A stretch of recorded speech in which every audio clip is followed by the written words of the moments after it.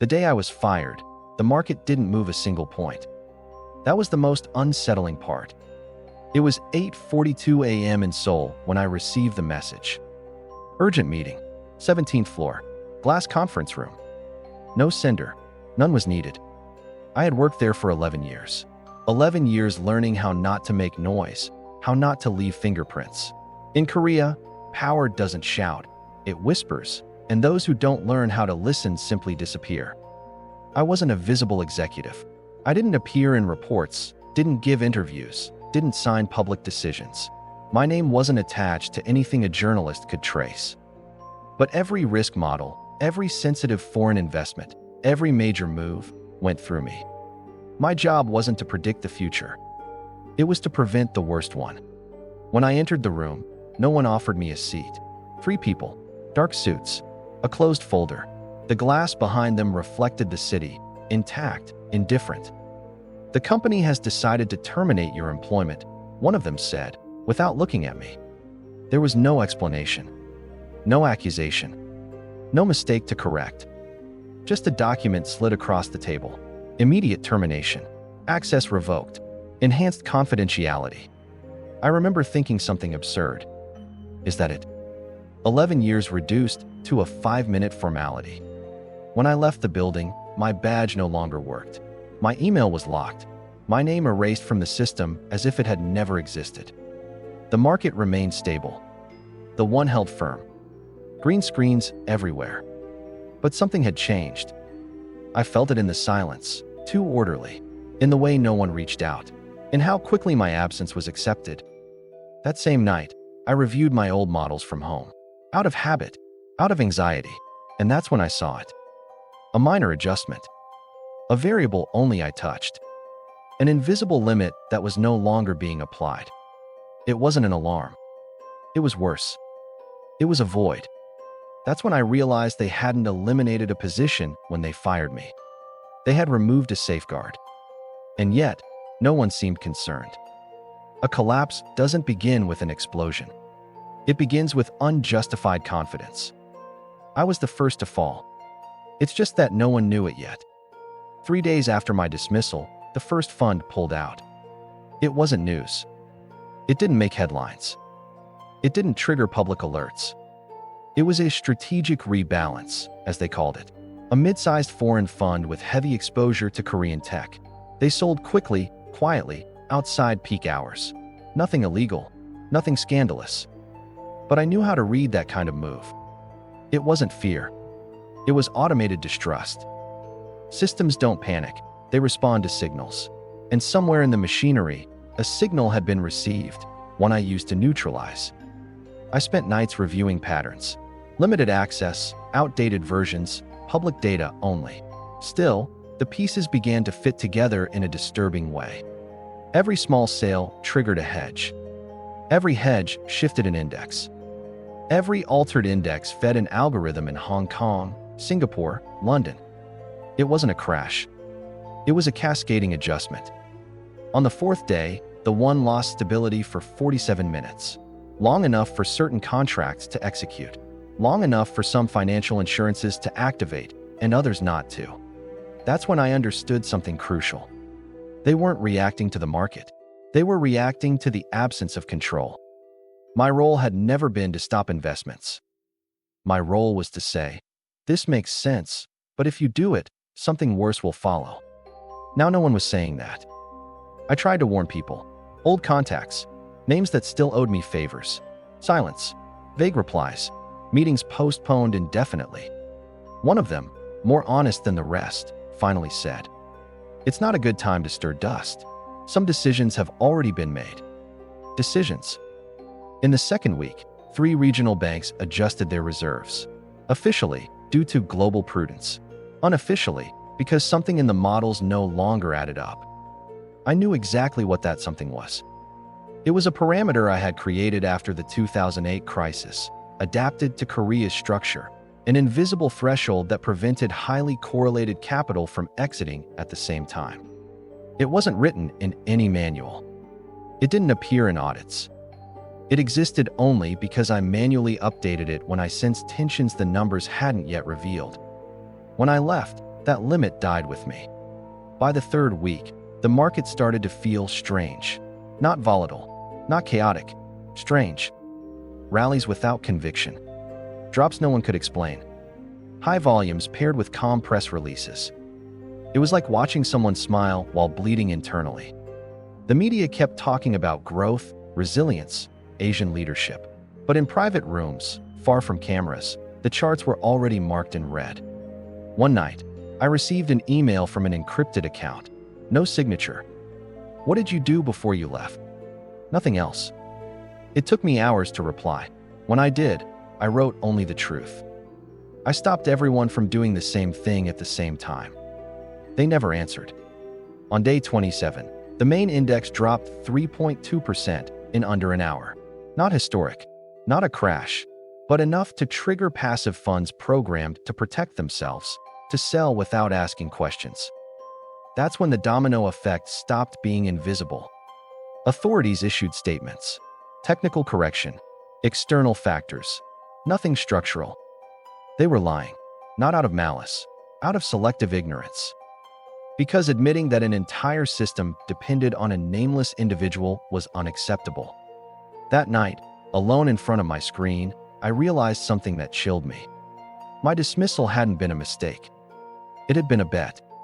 Someone believed the system would hold without me. Or worse, someone knew it wouldn't and needed it to collapse in a very specific way. I hadn't caused the domino effect. I had simply stopped holding the first tile. And there was no way to stand it back up. I discovered the truth by accident. It wasn't a leak. It wasn't a confession. It was a poorly secured document, uploaded for 37 minutes to a server no one checked anymore. An internal memorandum. Classification, restricted use. Date, 2 weeks before my dismissal. I read it 3 times before accepting what I was seeing. It didn't mention me by name. I was referred to as the node. It didn't speak of a firing. It called it operational decoupling. The document didn't ask whether the market would withstand the loss of that node. It analyzed what would happen when it didn't. Stress scenarios, capital flight projections, potential beneficiaries, funds prepared to acquire Korean assets at liquidation prices. Someone had bet against their own country, and I was the first piece they needed to move. That was when I understood why no one had returned my messages. It wasn't fear, it was complicity. The collapse wasn't spontaneous, it was choreographed.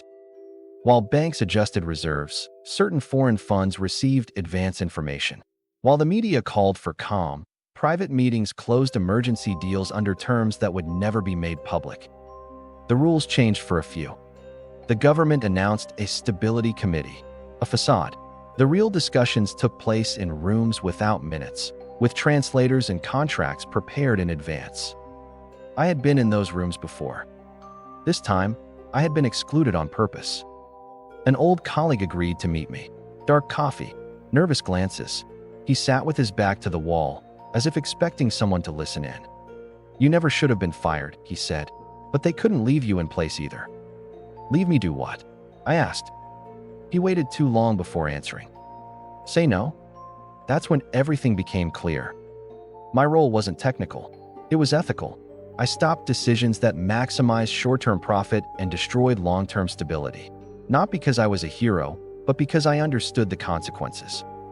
This time, the consequences were the objective. With the market weakened, strategic companies were exposed. Technology, energy, infrastructure, crushed stock prices, unreal valuations, rescue acquisitions from abroad. Patriotism in the speeches. Liquidation in the contracts. I tried to leak the information. No one wanted it. It was too complex, too dangerous, too late. Without a public face, without clean proof, it sounded like the complaint of a bitter former employee. Meanwhile, the market kept falling. Not vertically, in a spiral.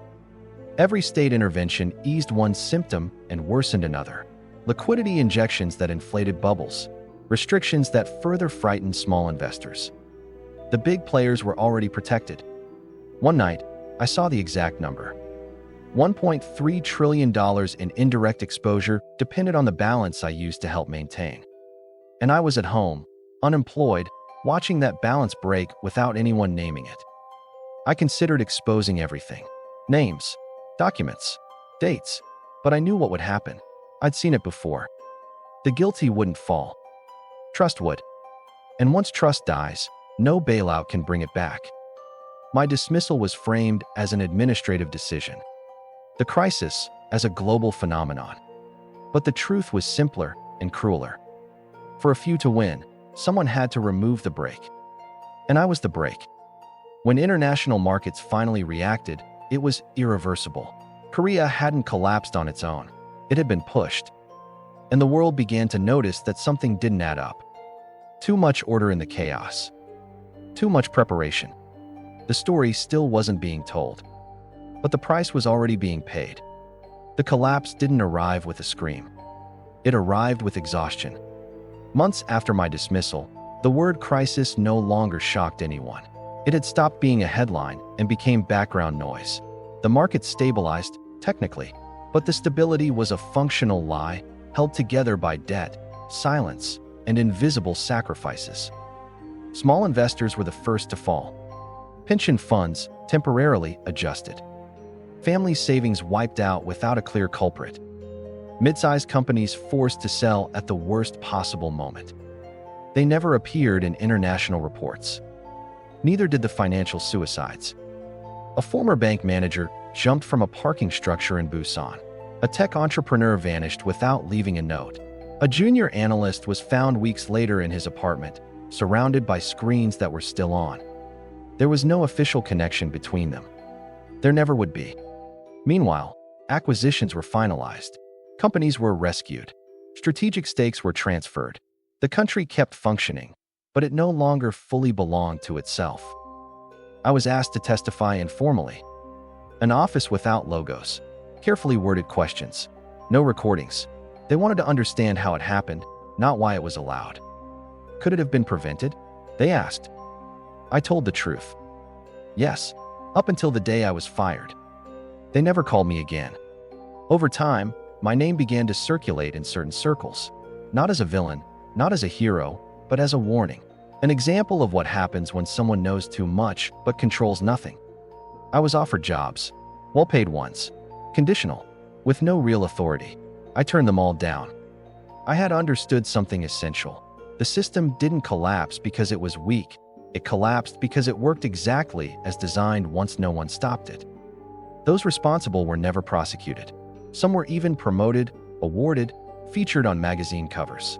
The official narrative spoke of resilience, lessons learned, a new beginning. But I knew the real cost was never paid in money. It was paid in trust, in the belief that someone was watching the balance, in the idea that major decisions had limits.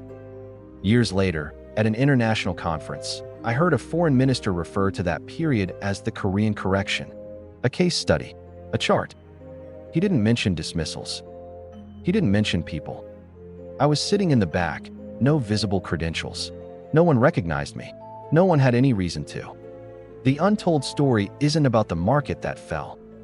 It's about how they chose to let it fall. It all began with a dismissal that required no explanation. And it ended with a country paying a bill it never signed. If I learned anything, it's this. Crises are not born from chaos. They are born when someone removes the person who says no. And the world moves on, as if nothing ever happened.